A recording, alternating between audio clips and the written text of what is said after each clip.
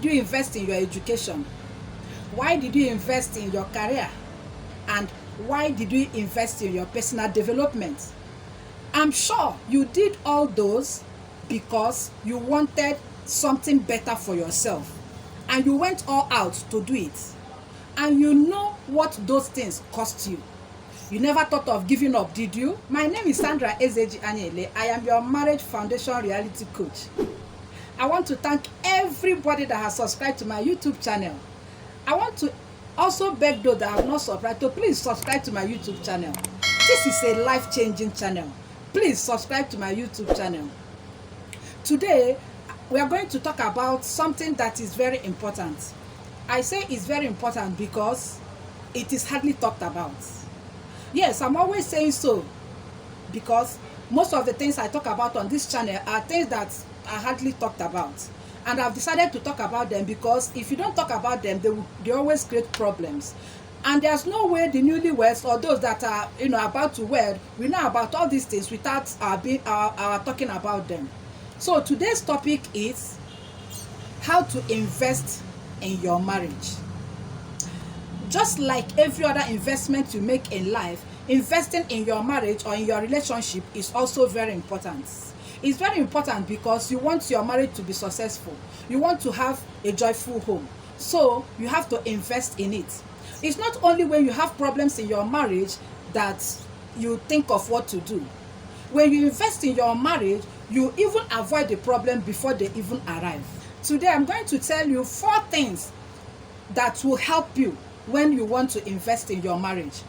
And when you do these 4 things, I can assure you that your marriage will be a bliss. The first thing I want to talk about is effort. Yes, effort. Effort is required when you want to invest in your marriage. Effort means that you are not going to wait until you have problem before you invest in your marriage. When you put in effort, you will get a good result because you need effort to back up love. This love you are professing, my dear, you need effort to back it up. And you also have to be intentional about it. It is not when you put in effort today, tomorrow you give up. You have to be intentional about it. You also have to be consistent. Just like when you are investing in your education, you don't go halfway and say, I'm not going to school again, or I don't want to develop myself again, or I don't want to invest in my career again. You just give up. No, you don't have to do that. You have to be intentional and be consistent about it. Marriage is not a walk in the park. Marriage needs work. My darling, marriage is not Z-Word. Marriage is not Telemundo, where you go to play. You have to put in the work in order for it to work. Another thing that will help you to invest in your marriage is time. Give your marriage time. Be there in your marriage. Don't be married and be absent.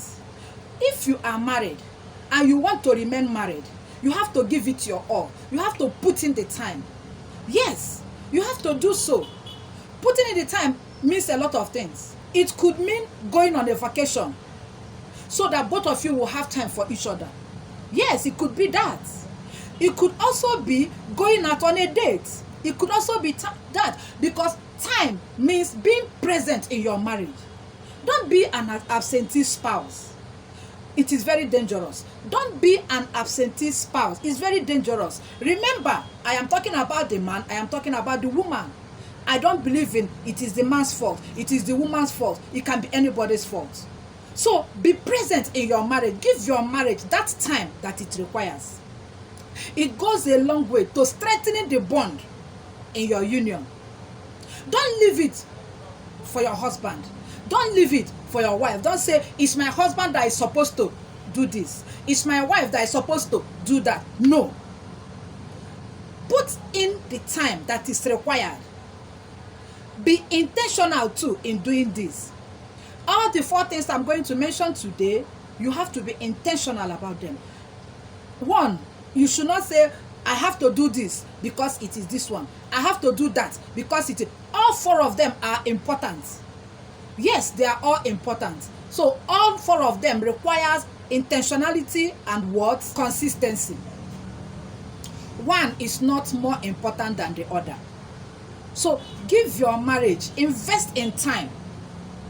Make out time for your spouse. What are those things that your spouse likes? What are those things that makes your spouse happy? Make out time to do all those things. It's very important. Then what are those things that make two of you happy?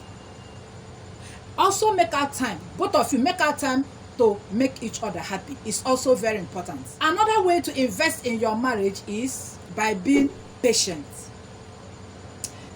Patience is a virtue. Patience is a virtue that when you imbibe in your everyday life, it will help your marriage. Invest in patience. It will help you. Don't always be the one saying, I don't want to know. It is how I am made of. You have to be patient enough to tolerate your spouse. You have to be patient enough to, accept him or her. You have to be patient enough to comment and teach the person when the person is going wrong, so to speak. You have to be patient enough to accommodate your spouse. Yes, you need patience to do all this. You have to be patient enough to do regular checkups. Because without patience, you cannot do all these things. Regular checkups in the sense that it's not only when your marriage has crisis that you start going up and down to look for solution. You need patience to, find out areas where you can improve on. Regular checkup. Check your marriage. Ask your spouse, how do we need to do this? How do I need to do this? Did I do this right? How do I need to? You need patience, because for somebody to correct you and for you to be corrected, you need patience. Patience is a very good virtue that you need to cultivate in your marriage. It will help you. Don't be over-sabi. There's no over-sabi in marriage. You have to learn to be teachable. And it's only when you are patient that you'll be teachable.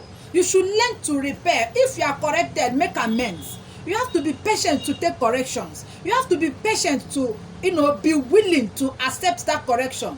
You have to be patient to implement that correction. Marriage is not something that you will say, when I was single, I used to do things like this. And you want to continue like that in your marriage? No, my darling. You don't have to. When you are patient, it helps you to see some things and do as if you did not see these things. You overlook them. When you are patient, it helps you to, see things that you are supposed to talk about or hear things you are supposed to respond to. But because you have this good quality, you won't talk about it. That's patience. How many things do you want to talk about? How many things do you want to respond to? How many things do you want to talk about? You have so many years to stay together. So, do you like high BP? Personally, I don't. Yes. So, if you want peace, give yourself peace by not responding to a lot of things. And you need patience to do all this. You need patience in order to keep quiet when your spouse is saying something you are not comfortable with. Yes, you do. You need patience to accept the fact that you are at fault. You need patience. You need patience to carry on even when you people have an argument. You need patience to absorb whatever annoyance that has been inflicted on you. You need patience to do all this. You can see that patience is a very good quality. In marriage, it is said that two of you can never be right at the same time. You need patience in order to communicate effectively. That's just the truth. Because you keep communicating. In marriage, you keep talking. You keep talking all the time. You are talking, you talk about this, you talk about that. You need that communication, very important. And you need patience in order to communicate effectively. You also need patience in order to care for your spouse. That's just the truth. You need patience, because sometimes he or she might offend you and you are like, what's this self? But with patience, you know that it is one of your duties and obligations to care for your spouse. And you have to do that. You just have to do that. You need patience to do a lot of things in your marriage. You need patience to be committed. You need patience to be committed. If not, when you are offended, you back out. You need patience to be committed. Because you need commitment in your marriage. You need patience to overlook certain things. That's just the truth. So now we go to the next one, sacrifice. Oh my God. You will sacrifice a lot. You just have to sacrifice a lot if you want your marriage to be joyful. You have to sacrifice. There are things that ordinarily you want to do, but because of your spouse, you have to sacrifice that in order to make him or her happy. That is it. That is marriage for you. You will not have it your way all the time. No, you are just kidding me. And that is why it is always good for you to be prepared before you go into it. Because it's not a child's play. Ask yourself, am I ready for all this? If you are not ready for all this, then don't go into it. Because you just give yourself heart attack. You need to sacrifice. You need to sacrifice a lot of things in order to make your marriage to work. There are some times that you want to do certain things and your spouse wants to do another thing. Someone has to yield. Someone has to yield. Someone was telling me the other day that marriage is the coming together of two people, but one person must be the stupid one. To a reasonable extent, I agree with that, because both of you cannot be, two captains in one boat. It will not work. Because by the time you are saying, I am the captain, this one is saying, I am the captain, then it will not work. So you have to make that sacrifice. And making those sacrifices means that you are willing to make your marriage work. You just have to tell yourself, if I hold on to this, what will it do to my marriage? And when you figure out that it's not going to benefit your marriage, you can sacrifice, you can let it go. That is sacrifice. Let it go, let it go. Just for your marriage to be successful. You just have to pay the price to win the prize. Yes, pay the price. That is P-R-I-C-E. To win the prize. P-R-I-Z-E. Yes, you just have to do that. If you want to be committed, if you want to be consistent, if you want to remain married, you just have to sacrifice. You have to put in the work. And sacrificing also means that you have to, sometimes there are things that ordinarily you don't like doing, but for the sake of your marriage, you do those things. In marriage, you have to be creative. That is part of the sacrifice.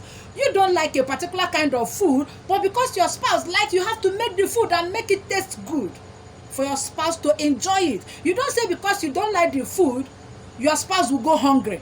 No, you must cook that particular food because you will not cook that particular food because you don't like it. What if it is your spouse's favorite dish? What do? You have to sacrifice, my darling. You just have to sacrifice.